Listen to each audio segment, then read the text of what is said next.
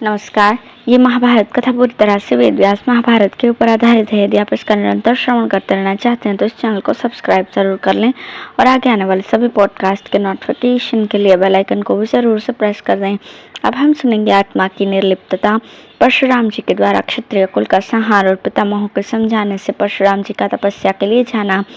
ब्राह्मण ने कहा, देवी, मैं स्वयं न तो गंध सूंघता हूँ, न रसों का स्वाद लेता हूँ, न रूप देखता हूँ, न स्पर्श करता हूँ, न नाना प्रकार के शब्दों को सुनता हूँ और न किसी प्रकार का संकल्प ही करता हूँ। मेरे मन में न कामनाओं के प्रति राग है और न दोषों के प्रति द्वेष। जैसे कमल का पत्ता पानी की बूंद पड़ने पर उससे लिप्त नहीं होता, उसी प्रकार मुझ पर भी राग द्वेष का प्रभाव नहीं पड़ता। मेरे स्वभाव का कभी भी लोप नहीं होता। जैसे आकाश में सूर्य की किरणें नहीं लिप्त होती, उसी प्रकार विद्वान पुरुष कर्म में प्रवृत्त है तो भी उसके मन पर इस दृश्य जगत के भोगों का कुछ असर नहीं होता। भामिनी, यहाँ कार्तवीर्य और समुद्र के संवाद रूप एक प्राचीन इतिहास का उदाहरण दिया जाता है। पूर्व काल में कार्तवीर्य अर्जुन के नाम से प्रसिद्ध एक राजा था जिसकी 1000 भुजाएं थी। उसने केवल धनुष बाण की सहायता से समुद्र पर्यंत पृथ्वी को अपने अधिकार में कर लिया था। सुना जाता है एक दिन राजा कार्तवीर्य समुद्र के किनारे विचर रहा था। वहां उसने अपने बल के घमंड में आकर सैकड़ों बाणों की वर्षा से समुद्र को आच्छादित कर दिया। तब समुद्र ने प्रकट होकर उसके आगे मस्तक झुकाया और हाथ जोड़कर कहा, वीरवर, मुझ पर बाणों की वर्षा न करो। बोलो, तुम्हारी किस आज्ञा का मैं पालन करूं? तुम्हारे छोड़े हुए इन महान बाणों से मेरे अंदर रहने वाले प्राणियों की हत्या हो रही है, उन्हें अभयदान करो। कार्तवीर्य अर्जुन बोला, समुद्र, यदि कहीं मेरे समान धनुर्धर वीर उपस्थित हो जो युद्ध में मेरा मुकाबला कर सके तो उसका पता बता दो, फिर मैं तुम्हें छोड़कर चला जाऊंगा। समुद्र ने कहा, राजन, यदि तुमने महर्षि जमदग्नि का नाम सुना हो तो उनके आश्रम पर चले जाओ। उनके पुत्र परशुराम जी तुम्हारा अच्छी तरह सत्कार कर सकते हैं। तदंतर राजा कार्तवीर्य बड़े क्रोध में भरकर महर्षि जमदग्नि के आश्रम पर परशुराम जी के पास जा पहुंचा और अपने भाई बंधुओं के साथ उनके प्रतिकूल बर्ताव करने लगा। उसने अपने अपराधों से महात्मा परशुराम जी को उद्विग्न कर दिया। फिर तो शत्रु सेना को भस्म करने वाला अमित तेजस्वी परशुराम का तेज प्रज्वलित हो उठा।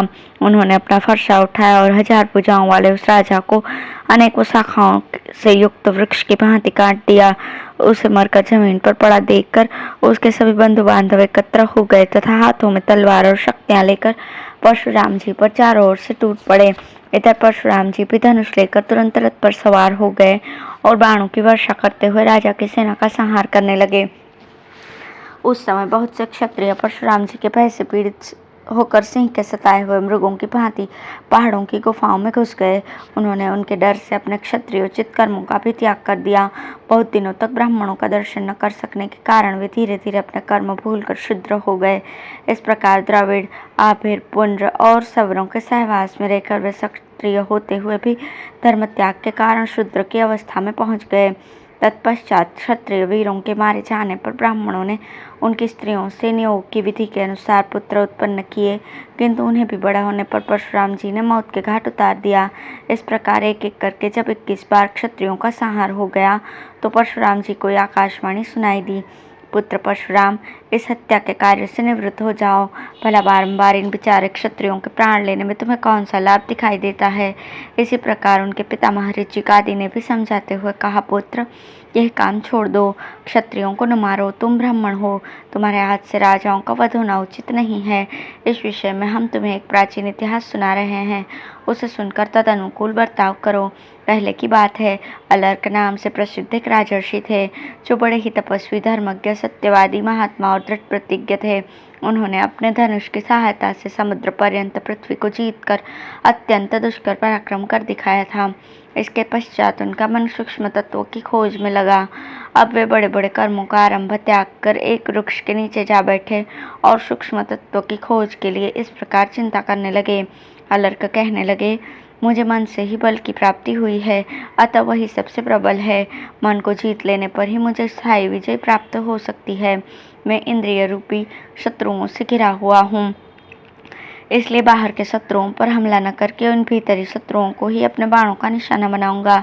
यह मन चंचलता के कारण सभी मनुष्यों से तरह तरह के कर्म कराता है, अतः अब मैं मन पर ही तीखे बाणों का प्रहार करूंगा। मन बोला, अलर्क, तुम्हारे ये बाण मुझे किसी तरह नहीं बीन सकते। यदि इन्हें चलाओगे तो ये तुम्हारे ही मर्म स्थानों को चीर डालेंगे और उस अवस्था में तुम्हारी मृत्यु होगी। अतः और किसी बाण का विचार करो जिससे तुम मुझे मार सकोगे। यह सुनकर अलर्का ने थोड़ी देर तक विचार किया। इसके पश्चात वे नासिका को लक्ष्य करके बोले, मेरी ये नासिका अनेकों प्रकार की सुगंधियों का अनुभव करके भी फिर इन्हीं की इच्छा करती है, इसलिए इसी को तीखे बाणों से मार दूंगा। नासिका बोली, अलर्क, ये बाण मेरा कुछ नहीं बिगाड़ सकते। इनसे तो तुम्हारे ही मर्म विदीर्ण होंगे और तुम ही मरोगे। अतः मुझे मारने के लिए और तरह के बाणों की तजवीज़ करो। अब अलर्क कुछ देर तक विचार करने के पश्चात जिह्वा को लक्ष्य करके कहने लगे, यही जीभ स्वादिष्ट रसों का उपभोग करके फिर उन्हें ही पाना चाहती है, इसलिए अब इसी के ऊपर अपने तीखे सहायकों का प्रहार करूंगा। जिह्वा बोली, अलर्क, ये बाण मुझे नहीं छेद सकते। ये तो तुम्हारे ही मर्म स्थानों को बींध कर तुम्हें ही मौत के घाट उतारेंगे। अतः दूसरे प्रकार के बाणों का प्रबंध सोचो जिनकी सहायता से तुम मुझे भी मार सकोगे। यह सुनकर अलर्क कुछ देर तक सोचते विचारते रहे। फिर त्वचा पर कुपित होकर बोले, ये त्वचा नाना प्रकार के स्पर्शों का अनुभव करके फिर उन्हीं की अभिलाषा किया करती है। अतः नाना प्रकार के बाणों से मारकर इसे विदीर्ण कर दूंगा। त्वचा बोली, अलर्क, ये बाण मुझे अपना निशाना नहीं बना सकते। ये तो तुम्हारा ही मर्म विदीर्ण करेंगे और मर्म विदीर्ण होने पर तुम ही मौत के मुख में पड़ोगे। मुझे मारने के लिए तो दूसरी तरह के बाणों की व्यवस्था सोचो। त्वचा की बात सुनकर अलर्क ने थोड़ी देर तक विचार किया, फिर नेत्र को सुनाते हुए कहा, यह आंख भी अनेकों बार सुंदर सुंदर रूपों का दर्शन करके पुनः उन्हीं को देखना चाहती है। अतः इससे भी अपने तीखे तीरों का निशाना बनाऊंगा। आंख बोली, अलर्क, ये बाण मुझे नहीं छेद सकते।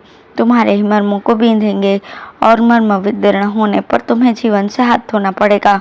अतः दूसरे प्रकार के सहायकों का प्रबंध करो जिनकी सहायता से तुम मुझे भी मार सकोगे। तब अलर्का ने पुनः सोचकर कहा, यह बुद्धि अपनी प्रज्ञा शक्ति से अनेकों प्रकार का निश्चय करती है। अतः इसी के ऊपर अपने तीक्ष्ण सहायकों का प्रहार करूंगा। बुद्धि ने कहा, अलर्क, ये बाण मेरा स्पर्श भी नहीं कर सकते। इनसे तुम्हारा ही मर्म विदीर्ण होगा और तुम ही मरोगे। जिनकी सहायता से मुझे मार सकोगे वो बाण तो कोई और ही है। इनके विषय में विचार करो। तदंतर अलर्क ने उसी पेड़ के नीचे बैठकर घोर तपस्या की, किंतु उससे मन बुद्धि सहित इंद्रियों को मारने योग्य किसी उत्तम बाण का पता न लगा। तब वे एकाग्रचित्त होकर विचार करने लगे। बहुत दिनों तक निरंतर सोचने विचारने के पश्चात उन्हें योग से बढ़कर दूसरा कोई कल्याणकारी साधन प्रतीत नहीं हुआ।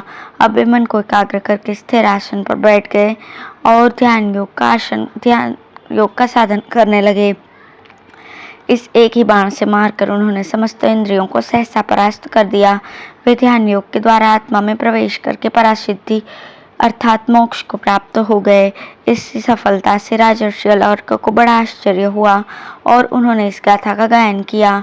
अहो, बड़े कष्ट की बात है कि अब तक मैं बाहरी कामों में ही लगा रहा और भोगों की तृष्णा से आबद्ध होकर राज्य की ही उपासना करता रहा। ध्यान योग से बढ़कर दूसरा कोई उत्तम सुख का साधन नहीं है। यह बात तो मुझे बहुत पीछे मालूम हुई है। पितामहों ने कहा, पुत्र परशुराम, इन सब बातों को अच्छी तरह समझकर तुम क्षत्रियों का नाश न करो, घोर तपस्या में लग जाओ, उसी से तुम्हारा कल्याण होगा। अपने पितामहों के इस प्रकार कहने पर महान सौभाग्यशाली जमदग्नि नंदन परशुराम जी ने घोर तपस्या की और इससे उन्हें परम दुर्लभ सिद्धि प्राप्त हुई। धन्यवाद।